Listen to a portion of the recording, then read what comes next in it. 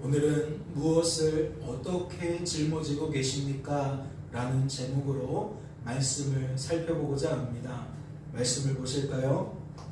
바로가 백성을 보낸 후에 블레셋 사람의 땅의 길은 가까울지라도 하나님이 그들을 그 길로 인도하지 아니하셨으니 이는 하나님이 말씀하시기를 이 백성이 전쟁을 하게 되면 마음을 돌이켜 애굽으로 돌아갈까 하셨습니다. 말씀을 통해 무엇을 깨닫게 되십니까? 출애굽한 이스라엘 백성이 애굽에 내린 10가지 재앙을 통해 하나님께서 학습시키려고 하신 것을 제대로 학습할 수 없었다는 것을 깨닫게 되십니까? 이는 어떠한 의미죠? 말씀을 보세요. 너희를 내 백성으로 삼고 나는 너희의 하나님이 되리니 나는 애굽 사람의 무거운 짐 밑에서 너희를 빼낸 너희의 하나님 여호와인 줄 너희가 알지라. 하나님은 이스라엘 백성에게 무엇을 학습시키려고 하셨습니까? 첫째, 하나님께서 이스라엘 백성을 하나님의 백성으로 삼으셨다는 것을 학습시키려고 하셨습니다. 이런 어떠한 의미죠? 하나님께서 이스라엘 백성에게 그들의 정체성을 학습시키려고 하셨다는 겁니다. 그들이 어떠한 존재인지, 그들은 어떠한 삶을 살아가야 하는지 하나님께서 학습시키려고 하셨다는 거죠. 둘째는 무엇입니까? 하나님은 하나님께서 이스라엘 백성의 하나님이 되어주셨다는 것을 학습시키려고 하셨습니다. 이는 어떠한 의미입니까? 하나님께서 이스라엘 백성에게 하나님의 정체성을 학습시키려고 하셨다는 것. 하나님이 어떠한 존재인지, 하나님이 어떠한 삶을 살게 만드시는지 학습시키려고 하셨다는 거죠. 다시 한번 말씀을 정리해 드립니다. 출애굽기 6장 7절 말씀이에요. 너희를 내 백성으로 삼고 나는 너희의 하나님이 되리니 나는 애굽 사람의 무거운 짐 밑에서 너희를 빼낸 너희의 하나님 여호와인 줄 너희가 알지라. 하나님은 무엇을 학습시키려고 하셨어요? 첫째, 하나님은 하나님께서 이스라엘 백성을 하나님의 백성으로 삼으셨다는 것을 학습시키려고 하셨어요. 이는 어떠한 의미라고 했죠? 그들의 정체성이 무엇인지 하나님이 학습시키려고 하셨다는 거예요. 그들은 어떠한 존재인지, 어떠한 삶을 살아가야 하는지 하나님께서 학습시키려고 하셨다는 거죠. 또한 무엇을 학습시키려 하셨습니까? 하나님께서 이스라엘 백성의 하나님이 되어주셨다는 것을 학습시키려고 하셨어요. 이는 어떠한 의미죠? 그들의 정체성과 더불어 하나님의 정체성을 학습시키려고 하셨다는 거예요. 그들이 어떠한 존재고 어떠한 삶을 살아가야 하는지를 학습시키셨다면 하나님은 어떠한 존재이고 하나님은 그들로 하여금 어떠한 삶을 살게 만드시는 분인지 그들에게 학습시켜 주시려고 하셨다는 거죠. 하나님께서는 무엇을 통해 이와 같은 것들을 학습시키려고 하셨습니까? 말씀을 보세요. 그러므로 이스라엘 자손에게 말하기를 나는 여호와라. 내가 애굽 사람의 무거운 짐 밑에서 너희를 빼내며 그들의 노역에서 너희를 건지며 편팔과 여러 큰 심판들로서 너희를 속량하여. 무엇을 통해 학습시키려고 하신 거죠? 애굽에 내린 10가지 재앙을 통해 학습시키려고 하신 거예요. 다시 말해 애굽에 내린 10가지 재앙을 통해 이스라엘 백성을 애굽 사람의 무거운 짐 밑에서 빼내는 것으로, 그들의 노역에서 건지는 것으로, 편팔과 여러 큰 심판들로 그들을 속량하는 것으로 하나님은 이와 같은 것들을 학습시키려고 하셨다는 거죠. 잘 생각해 보세요. 하나님께서 애굽에 내린 10가지 재앙이 그들의 삶에 어떠한 변화를 가져다 주는지, 어떠한 변화를 가져다 주어야 하는지 잘 생각해 보시라고요. 당시 이스라엘 백성은 죄된 본성을 따라 하나님 대신 하나님이 아닌 것을 바라보고 의지하고 자랑할 수밖에 없었습니다. 애굽의 수많은 우상 숭배자들처럼 이스라엘 사람들도 동일하게 살아갈 수밖에 없었다는 거죠. 애굽 사람들이 죄가 가득한 이 세상의 풍조를 따라간다면 이스라엘 사람들도 무엇할 수밖에 없어요? 그들처럼 이 세상의 풍조를 따라 살아갈 수밖에 없어요. 하나님은 바로 그러한 상황 속에서 그러한 죄의 권세로부터 누구를? 이스라엘 백성을 빼내려고 하셨다는 거예요. 그들이 갖고 있었던, 품고 있었던 그 상식과 가치관으로부터, 사람 논리와 환경 논리로부터 그들을 건져내려고 하셨다는 거죠. 그래서 이스라엘 백성이 하나님의 백성답게 말하고 행동하는 법을 학습시키려고 하셨다는 겁니다. 즉 구별하시려고 했다는 거죠. 애굽 사람과 이스라엘 사람을 구별시키려고 하나님이 이러한 일들을 행하셨다는 겁니다. 말씀을 보세요. 하지만 그 결과는 어떠한 겁니까? 이 백성이 전쟁을 하게 되면 마음을 돌이켜 애굽으로 돌아갈까 하셨습니다. 출국한 이스라엘 백성은, 다시 말해 애굽에 내린 10가지 재앙을 경험한 이스라엘 백성은 여전히 무엇을 주목할 수밖에 없습니까? 하나님 대신 하나님이 아닌 것을 주목할 수밖에 없었어요. 나와 함께 하시는 하나님보다 이 세상에서 말하고 있는 그 상식과 가치관을 따라서 무엇을 더 주목하며 살아갈 수밖에 없다는 거죠. 사람과 환경을 더욱 주목하며 살아갈 수밖에 없다는 거예요. 그렇다면 이것은 어떠한 의미를 담고 있는 겁니까?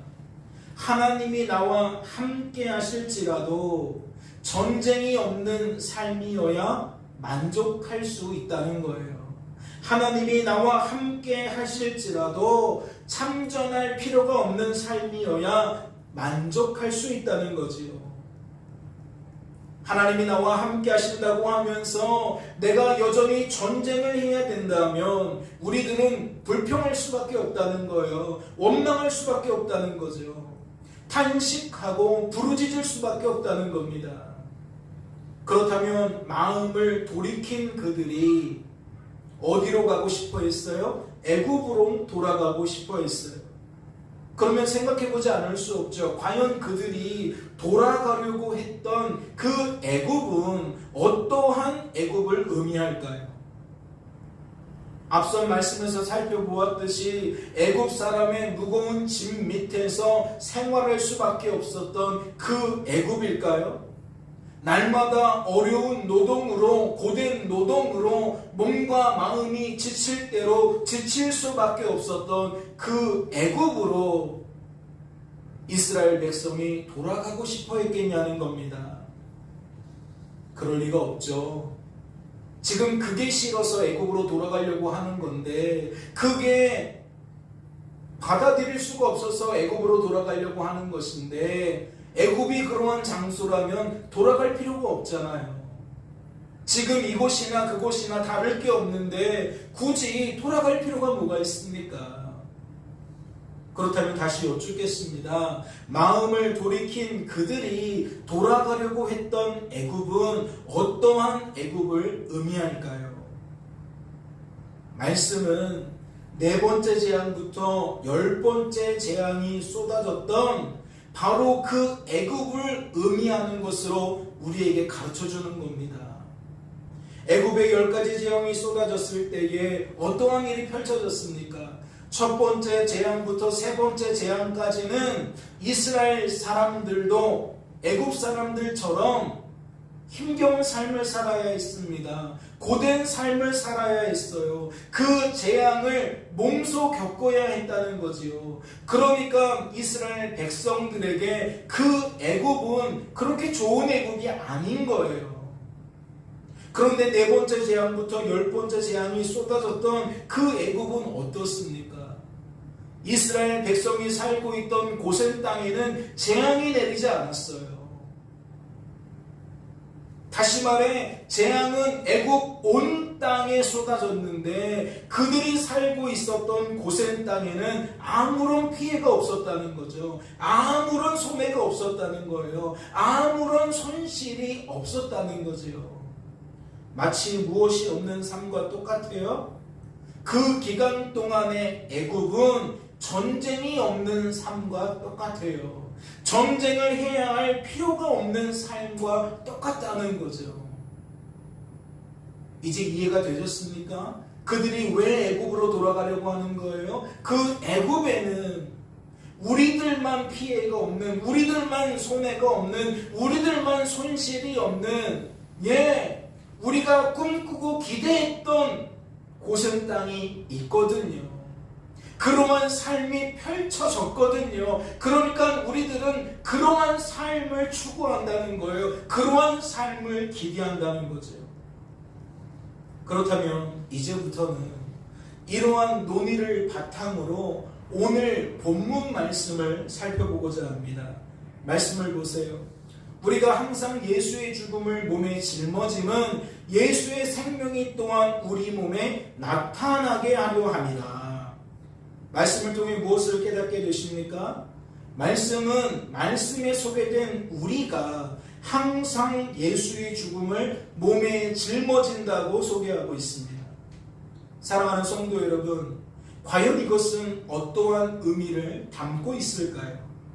앞서 살펴본 것처럼 죄 때문에 전적으로 타락하고 부패하고 무능하게 된 인생은 죄된 본성을 따라 죄가 가득한 이 세상의 풍조를 따라 무엇을 싫어합니까? 어떠한 삶을 싫어합니까? 애굽 사람의 무거운 짐 밑에서 생활하는 것을 싫어합니다. 전쟁을 하게 되는 것 싫어한다는 거죠. 설령 하나님이 나와 함께 하실지라도 무거운 짐을 짊어져야 한다면 싫어한다는 거예요. 하나님이 나와 함께 하실지라도 내 삶은 더욱 괴로워진다면, 내 삶은 더욱 힘겨워진다면 그 삶을 싫어한다는 거죠. 그렇다면 말씀에 소개된 우리는 어째서 예수의 죽음을 몸에 짊어지려고 할까요? 어째서 그들은 이렇듯 비상식적인 삶을 살려 하냐는 겁니다. 혹 그들이 짊어진 예수의 죽음은 이스라엘 백성이 짊어진 애굽 사람의 무거운 짐과 다른 것일까요? 다른 의미이겠냐는 거예요. 다른 성격을 가졌겠냐는 거죠. 말씀을 보세요. 뭐라고 이야기합니까? 우리가 사방으로 우겨쌈을 당하여도 쌓이지 아니하며 답답한 일을 당하여도 낙심하지 아니하며 박해를 받아도 버림받지 아니하며 거꾸러뜨림을 당하여도 망하지 아니하고. 말씀은 죽음의 의미를 어떻게 소개하고 있습니까? 그들이 짊어지고 있었던 그 죽음의 의미를 어떻게 소개하고 있냐는 거예요. 말씀은 우겨쌈으로, 답답한 일로, 박해로, 거꾸러뜨림으로 소개하고 있습니다. 이는 무엇을 방증하는 거죠? 말씀에 소개된 우리가 몸에 짊어진 예수의 죽음은 애굽 사람의 무거운 짐과 그 의미가 다를 게 없다는 거예요. 애굽 사람의 무거운 짐 밑에서 이스라엘 백성이 허덕일 수밖에 없었다면, 잘 생각해 보세요. 사방으로 우겨쌈을 당하는 거 허덕이지 않을까요? 답답한 일들이 사방에서 밀려오는 거 허덕이지 않을까요? 누군가에게 박해받는 거, 누군가에 의해 내가 넘어지고 자빠지고 쓰러지는 거 허덕이게 되지 않을까요? 다른 의미가 아닌 것 같아요. 이어지는 말씀도 보세요.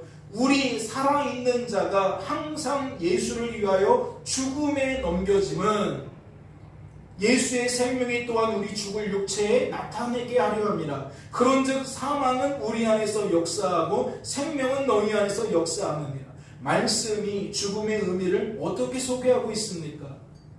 예수를 위하여 우리가 정말 죽음, 즉 고통, 힘듦, 어려움, 그러한 상태로 넘겨지는 것으로 말하고 있어요.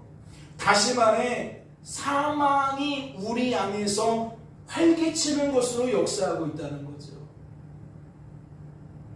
그러니까 거듭해서 말씀을 드리지만 무엇을 방증하는 것 같으세요?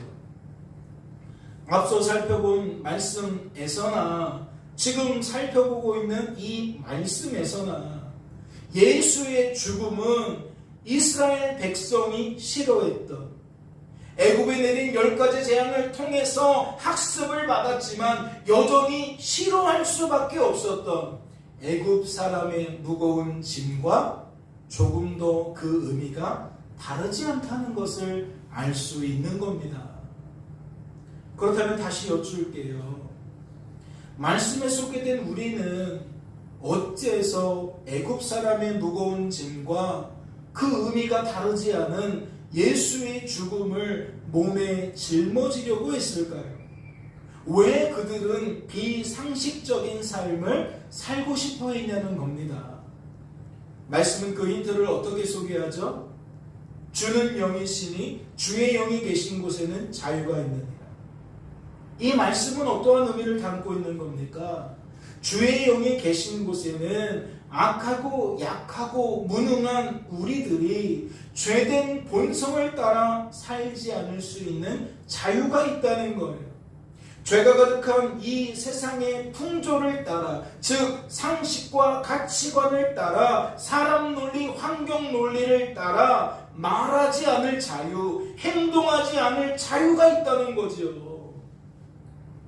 그렇다면 이 말씀은 무엇과 짝을 이룬다고 할 수 있을까요? 이 자유와 무엇이 짝을 이룬다고 할 수 있겠냐고요. 우리가 많이 살펴본 말씀이죠. 고린도후서 2장 17절을 보세요. 우리는 수많은 사람들처럼 하나님의 말씀을 혼잡하게 하지 아니하고 곧 순전함으로 하나님께 받은 것 같이 하나님 앞에서와 그리스도 안에서 말하노라. 그 자유를 누리기 때문에 어떻게 말한다는 거예요? 순전하게 말한다는 거예요. 잘 생각해 보세요. 하나님이 함께해도 구원받은 성도가 여전히 혼잡하게 말하는 이유가 무엇입니까?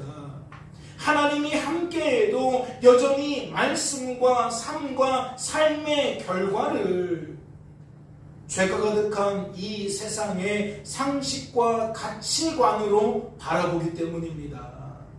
하나님이 나와 함께 하실지라도 의미가 없어요. 내가 우상 숭배자들과 똑같은 시선으로 내게 주어진 삶을, 그 삶의 결과를 바라보는데 말이 달라질 수 없는 거죠. 행동이 달라질 수 없는 거예요. 사람 논리, 환경 논리에 따라 나도 말할 수밖에 없고 행동할 수밖에 없는 거예요. 그래서 그들은 말씀과 삶과 삶의 결과를 무엇처럼 말할 수 없는 거예요? 하나님께 받은 것 같이 말할 수 없는 거예요. 하나님 앞에서와 그리스도 안에서 순전하게 말할 수 없다는 거죠. 이제 이해가 되십니까? 그렇다면 이 말씀의 의미는 무엇일까요? 수고하고 무거운 짐진 자들아 다 내게로 오라. 내가 너희를 쉬게 하리라. 나는 마음이 온유하고 겸손하니 나의 멍에를 매고 내게 배우라. 그리하면 너희 마음이 쉼을 얻으리니 이는 내 멍에는 쉽고 내 짐은 가벼움이라 하시니라. 혼잡하게 말할 수밖에 없는 사람들을 하나님께서 순전하게 말하게 하십니다. 지금 이 말씀은 그 이야기를 하고 있는 거예요. 그래, 우리들은 애굽에 내린 10가지 재앙을 경험했지만 여전히 혼잡하게 말할 수밖에 없어. 죄된 본성을 따라 살아갈 수밖에 없고 이 세상 풍조를 따라 살아갈 수밖에 없어. 그렇게 말하고 그렇게 행동할 수밖에 없어. 그래서 우리는 하나님의 백성이 되었지만 우상 숭배자들과 다를 게 없지. 그러나 기억해. 나는 언제나 그러한 너희들을 하나님의 백성처럼 말하고 행동할 수 있도록 만드는 하나님이야. 지금 이 말씀은 그러한 의미를 담고 있다는 거예요. 말씀을 하나씩 볼까요? 수고하고 무거운 짐진 자들아 다 내게로 오라 내가 너희를 쉬게 하리라 라고 하셨어요. 그러니까 말씀은 혼잡하게 말하는 사람들을 뭐라고 말하고 있는 거예요? 수고하고 무거운 짐진 자들이라고 말하고 있는 거예요. 이는 애굽 사람의 무거운 짐 밑에서 날마다 어려운 노동으로 고된 노동으로 몸과 마음이 지칠 대로 지칠 수밖에 없었던 그 사람들을 가리킨다는 거죠. 죄된 본성을 따라 이 세상 풍조를 따라 이 땅에서 날마다 이스라엘 사람들처럼 살아갈 수밖에 없는 모든 인생들을 가리킨다는 겁니다. 날마다 수고하고 날마다 무거운 짐을 지고 살아갈 수밖에 없는 모든 인생들을 가리킨다는 거지요.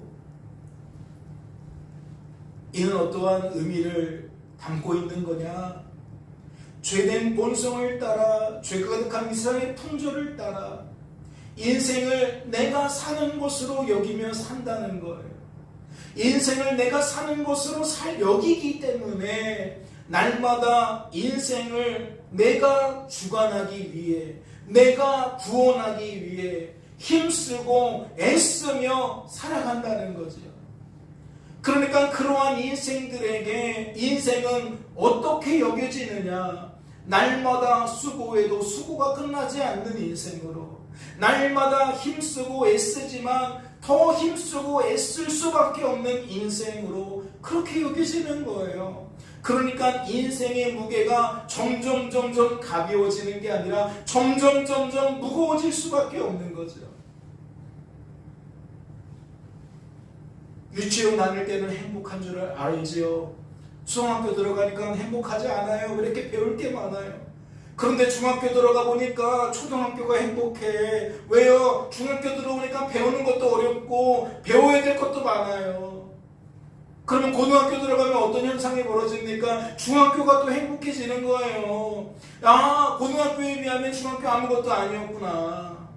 그럼 대학교 들어가면 어떤 생각이 들겠어요?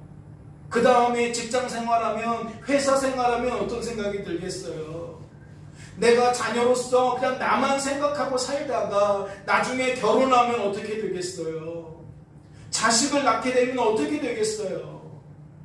그러니까 태어날 때서부터 죽을 때까지 인생은 내가 사는 것으로 여길 때에 어떠한 삶을 살아갈 수밖에 없다? 더 수고하고 더 무거운 삶을 살아가는 것처럼 여기는 인생을 살아갈 수밖에 없다.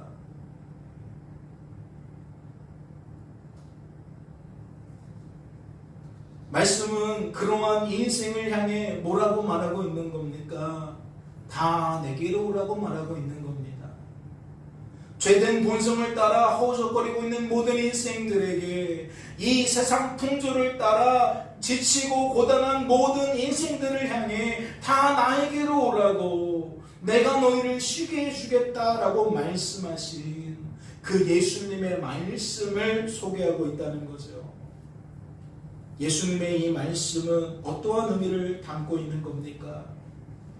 이 땅에 수고하고 무거운 짐진 모든 사람들이 오직 예수님을 통해서만, 오직 하나님의 구원 계획을 통해서만 무엇을 누릴 수 있다? 쉼을 누릴 수 있다. 수고하고 무거운 짐진 자들이 하나님 때문에 더 이상 인생을 내가 사는 것처럼 여기며 살지 않게 된다. 수고하고 무거운 짐진 자들이 하나님 때문에 죄된 본성에서 벗어난다. 죄가 가득한 이 세상의 상식에서 벗어난다. 다시 말해 자유를 누린다. 참된 안식을, 쉼을 누린다. 말씀을 보세요. 나는 마음이 온유하고 겸손하니 나의 멍에를 메고 내게 배우라. 그리하면 너희 마음이 쉼을 얻으리니. 말씀은 예수님의 의도가 수고하고 무거운 짐진 자들에게 무언가를 학습시키기 위함임을 나타내고 있습니다. 그렇지 않나요? 내게 배우라는 말이 뭐예요? 내게 배우라는 말이 뭐예요? 학습 받으란 얘기잖아요. 하나님은 학습시키겠다는 얘기잖아요. 또한 말씀은 그 목적이 수고하고 무거운 짐진 자들의 마음이 쉼을 얻게 하기 위함임을 소개하고 있습니다. 이해가 되세요? 이게 뭐하고 닮아 있는 겁니까?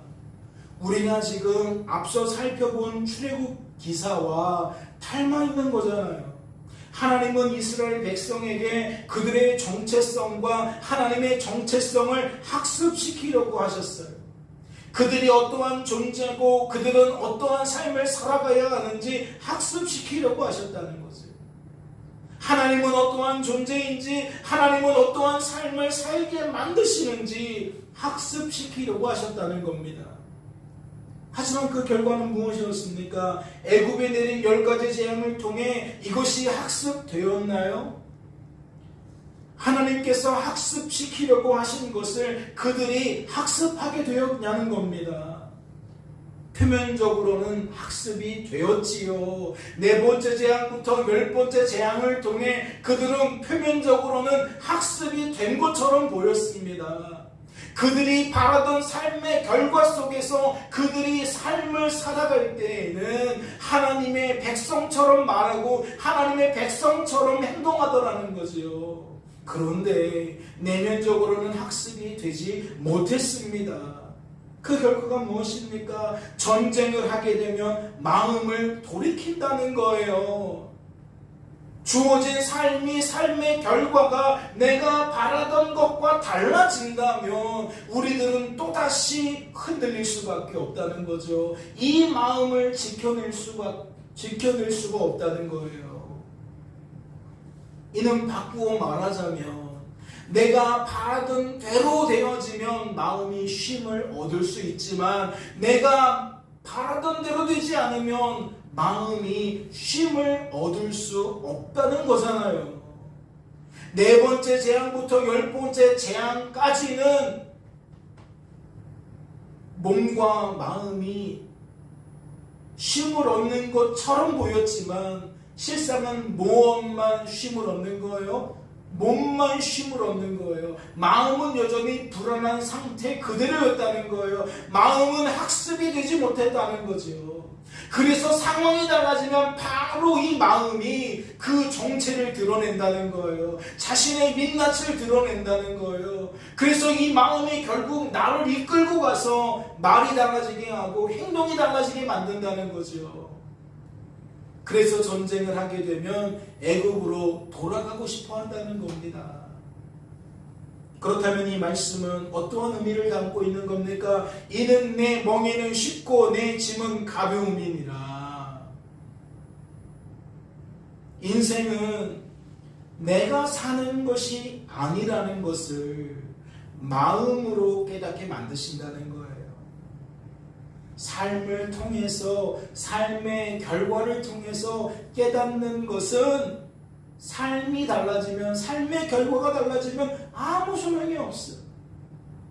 마음이 여전히 바뀌지 않은 상태예요. 마음은 여전히 똑같아. 그냥 물러져 있는 것뿐이지 이게 달라진 게 아닌 거예요.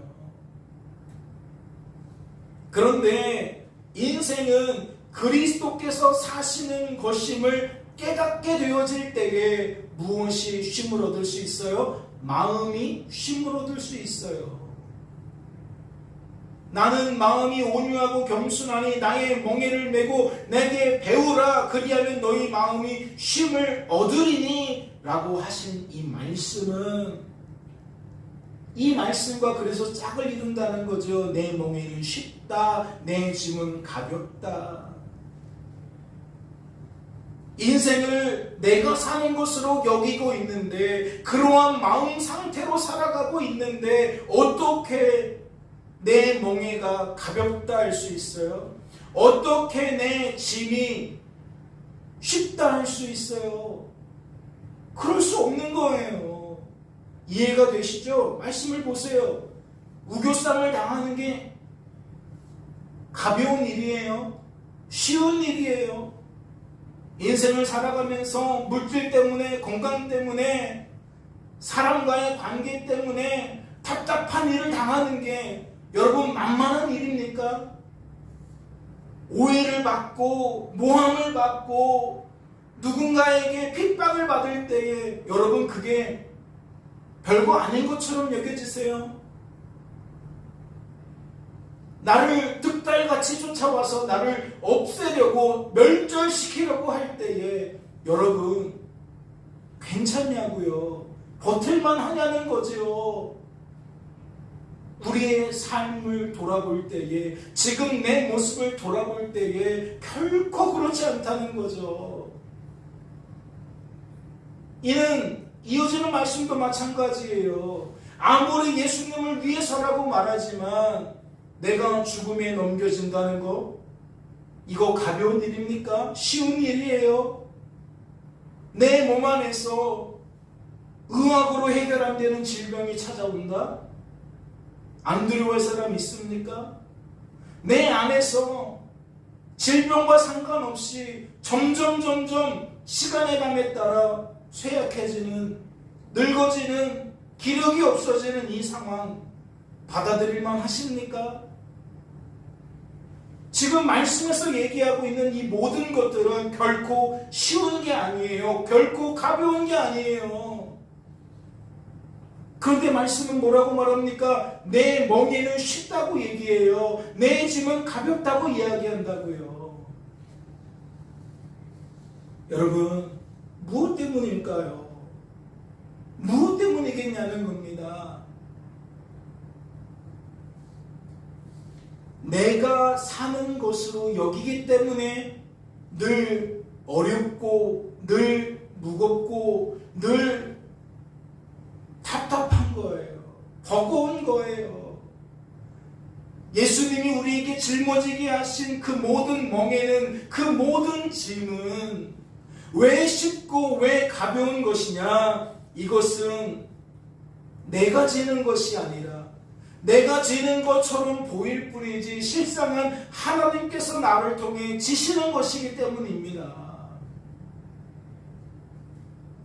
내가 공부하는 것으로 여기는데 왜 쉬워요? 왜 가볍습니까? 하나님께서 나를 통해 하시는 일처럼 여겨지니까 쉬운 거고 가벼워진 거예요.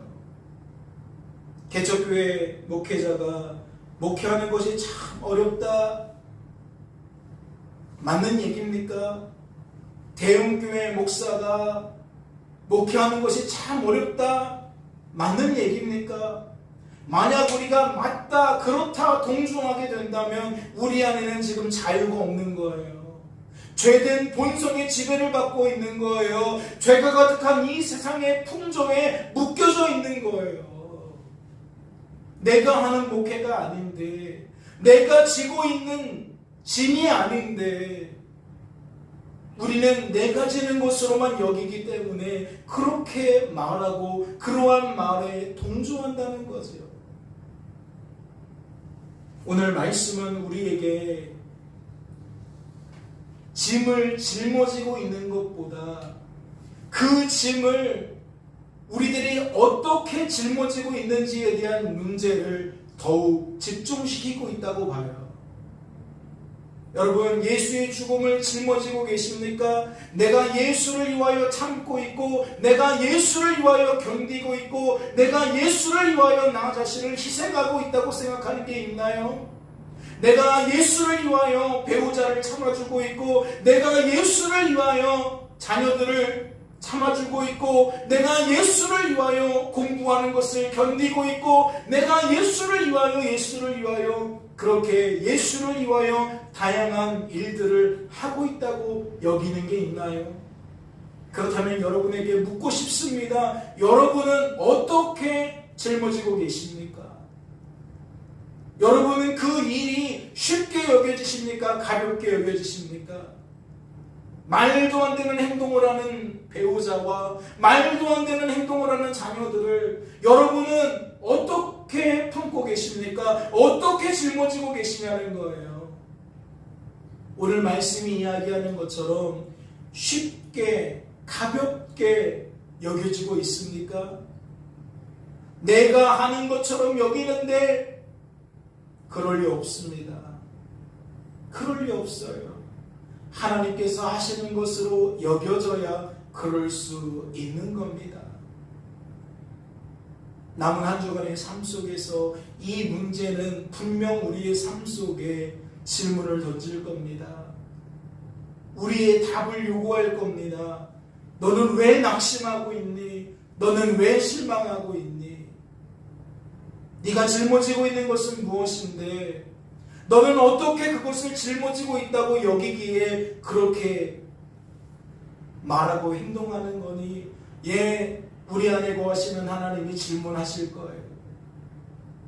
그때에 여러분과 제가 바른 말을 하기를 소망합니다.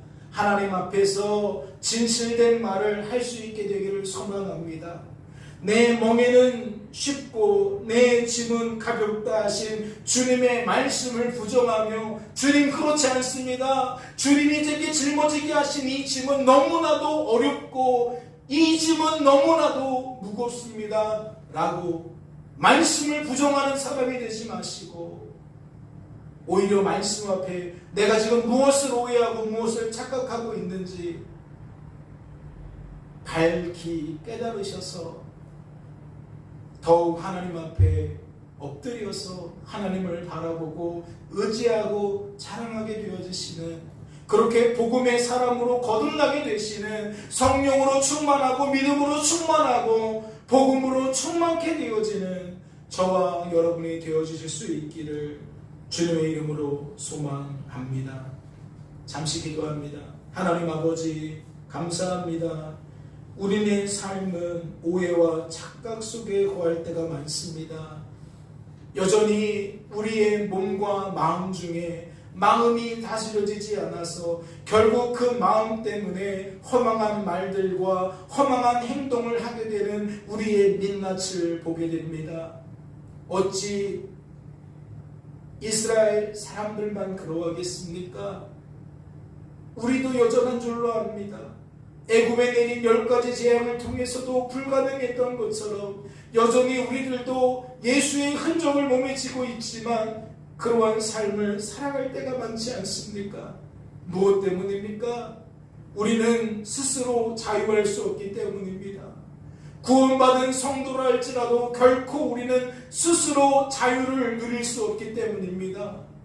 여전히 우리는 오해할 수밖에 없고 착각할 수밖에 없사오니 주여 우리를 불쌍히 여겨주시어서 주의 영이 계신 곳에 자유가 있다고 하셨사오니 오늘 우리에게 자유를 부어 주시옵소서. 오늘 우리가 자유를 누리게 하여 주옵소서. 우리의 마음이 돌이켜지기를 원합니다. 우리의 마음이 시부럽기를 소망합니다.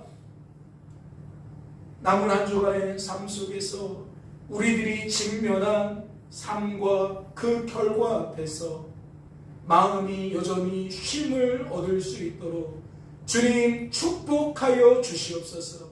주께서 우리를 붙들어 주실 줄로 믿고 감사드리며 이 모든 말씀 우리를 죄에서 구원하신 예수님의 이름으로 기도하옵나이다. 아멘.